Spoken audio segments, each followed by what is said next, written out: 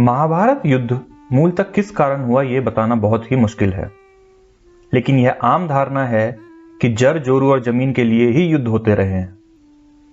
तो महाभारत में भूमि बंटवारा युद्ध का सबसे बड़ा कारण था, लेकिन दूसरे लोग मानते हैं कि बंटवारा शांतिपूर्वक हो सकता था, लेकिन कुछ महिलाओं की जिद के कारण कौरवों और पांडवों के बीच कटुता बढ़ गई, जिसके परिणाम स्वरूप युद्ध हुआ।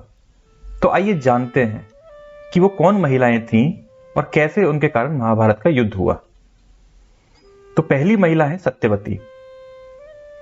महाभारत की शुरुआत राजा शांतनु से होती है। राजा शांतनु ने गंगा से विवाह कर एक पुत्र पाया था, जिसका नाम देवव्रत, जिन्हें हम भीष्म के नाम से भी जानते हैं।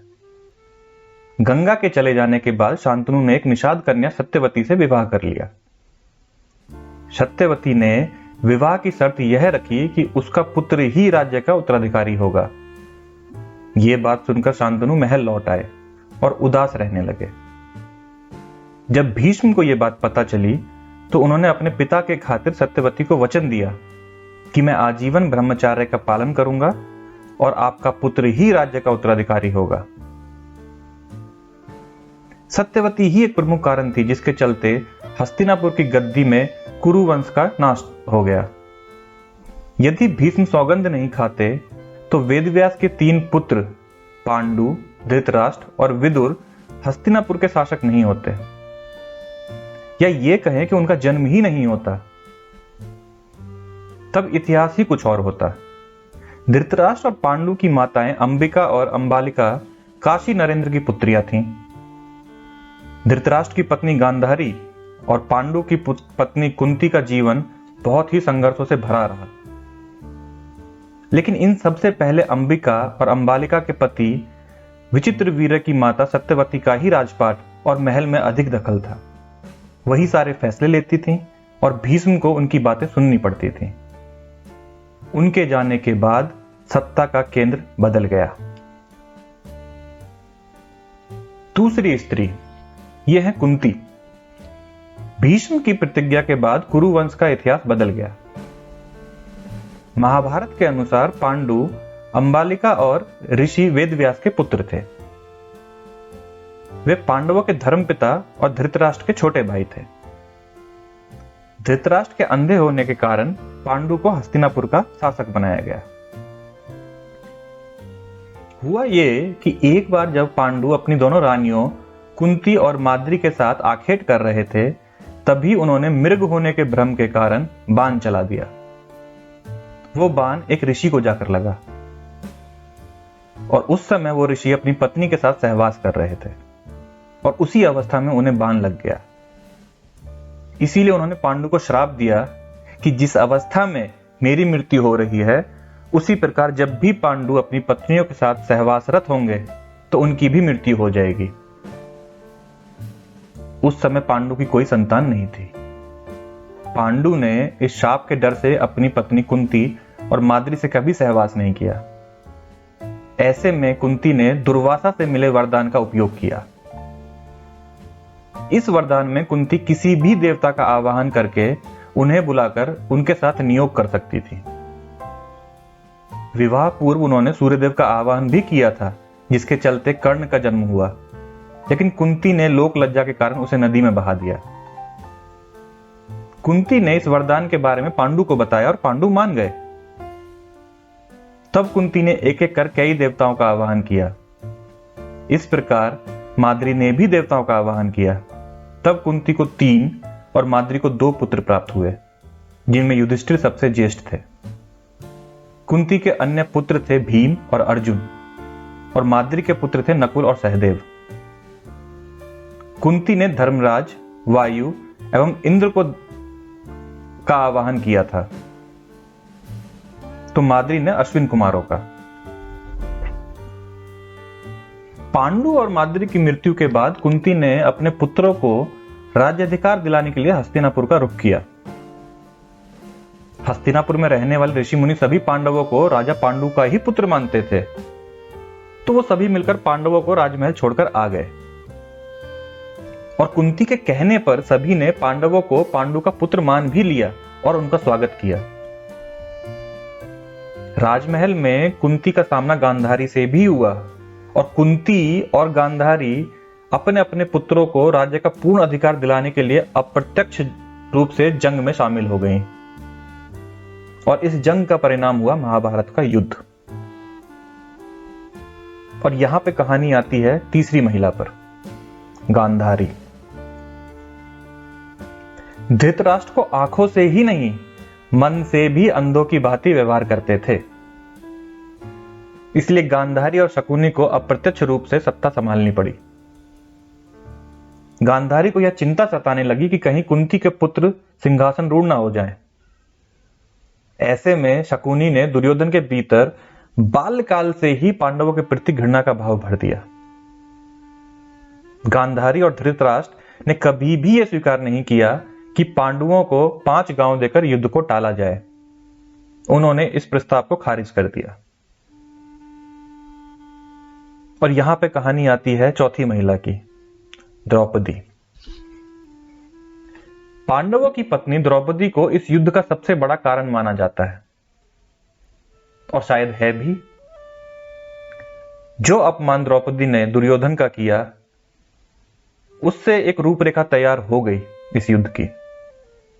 महाभारत के अनुसार जब दुर्योधन इंद्रप्रस्थ को देखने गए तो एक जगह उन्होंने रंगोली बनी देखी और उन्होंने समझा कि यह कितना सुंदर फर्श है, लेकिन असल में वह जल से भरा हुआ ताल था और दुर्योधन उसमें गिर पड़े। भ्रमवश उनके गिरने पर द्रौपदी जोर से हंसने लगी और उनके मुंह से निकला, अंधे का पुत्र भी अंधा। बस यही बात दुर्योधन को चुभ गई। यह बात दुर्योधन के दिल में तीर की तरह धंस गई। हालांकि बाद में द्रौपदी को अपनी गलती का एहसास भी हुआ, लेकिन व्यंग में कहे गए शब्द का जो असर होना चाहिए था वह हो चुका था।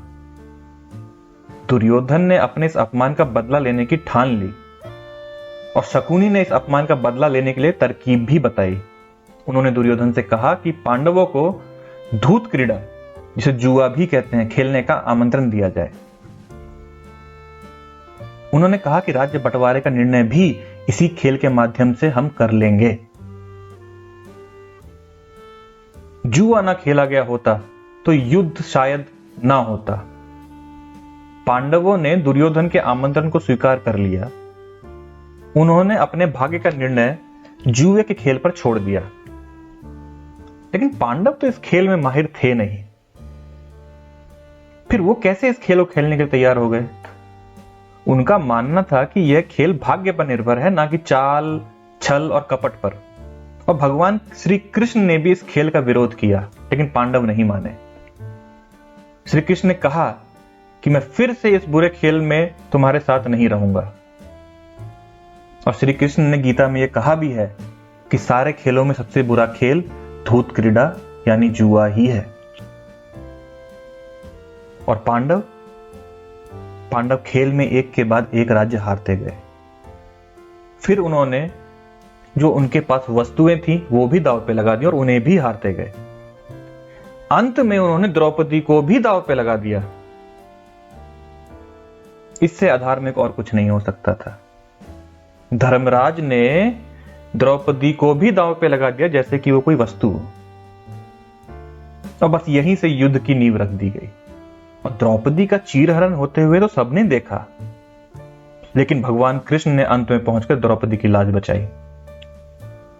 और यह महाभारत का सबसे बड़ा टर्निंग पॉइंट था। यहां पे आती है 5वीं महिला, जिनका नाम है सुभद्रा। सुभद्रा तो कृष्ण की बहन थी, जिसने कृष्ण के मित्र अर्जुन से विवाह किया था, जबकि बलराम चाहते थे कि सुभद्रा का विवाह कौरव कुल में हो।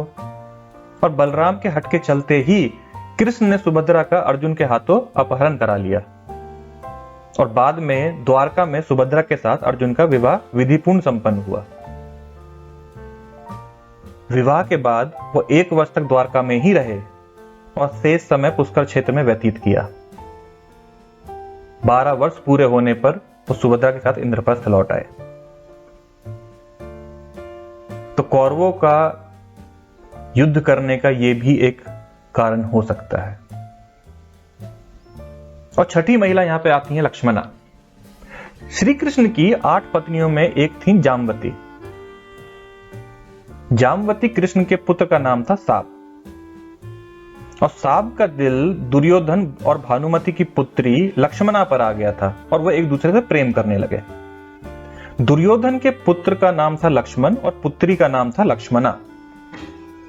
दुर्योधन अपनी पुत्री का विवाह श्री कृष्ण के पुत्र से नहीं करना चाहते थे, और भानुमति सुदक्षिण की बहन और दुर्योधन की पत्नी थी। इसलिए एक दिन साम ने लक्ष्मणा से प्रेम विवाह किया और लक्ष्मणा को अपने रथ में बैठाकर द्वारका ले जाने लगे। और जब यह बात कौरवों को पता चली तो कौरव अपनी पूरी सेना लेकर साम से युद्ध करने के लिए पहुंच गए। कौरवों ने साम को बंदी बना लिया, जिसके बाद जब श्री कृष्ण और बलराम को पता चला तब बलराम हस्तिनापुर पहुंच गए। बलराम ने कौरवों से निवेदन पूर्ण कहा कि साम को मुक्त करें और लक्ष्मणा के साथ विदा कर दें, लेकिन कौरवों ने बलराम की बात नहीं मानी। तब बलराम ने अपना रौद्र रूप प्रकट कर दिया और वो अपने हल से ही हस्तिनापुर की संपूर्ण धरती को खींचकर गंगा में डुबोने चल पड़े। ये देख कौरव भयभीत हो गए। संपूर्ण हस्तिनापुर में हाहाकार मच गया। सभी ने बलराम से माफी मांगी और तब साम और लक्ष्मणा के साथ विदा कर दिया गया। द्वारका में साम और लक्ष्मणा का वैदिक रीति रिवाज से विवाह संपन्न हुआ। तो मित्रों, निष्कर्ष क्या है? सभी जानकार कहते हैं कि महाभारत के युद्ध कारण कुंती और गांधारी के बीच की लड़ाई का परिणाम था, जिसमें आग में घी डालने का काम द्रौपदी ने भी किया। हालांकि ना कौरव कौरव थे और ना ही पांडव पांडव। कौरव जहां वेद व्यास के पुत्र थे, वहीं पांडव अलग अलग देवताओं के पुत्र थे, और देवताओं के पुत्रों को राज्य का उत्तराधिकारी बनाने के लिए यह युद्ध लड़ा गया। जिसकी सबसे विचित्र बात यह थी कि वेद व्यास ने अपने पुत्रों की ओर से कभी उनके पक्षकार नहीं रहे। धन्यवाद। अगर आपको ये वीडियो पसंद आई हो, चैनल को सब्सक्राइब करें, लाइक करें, कमेंट करें। Thank you so much for the support.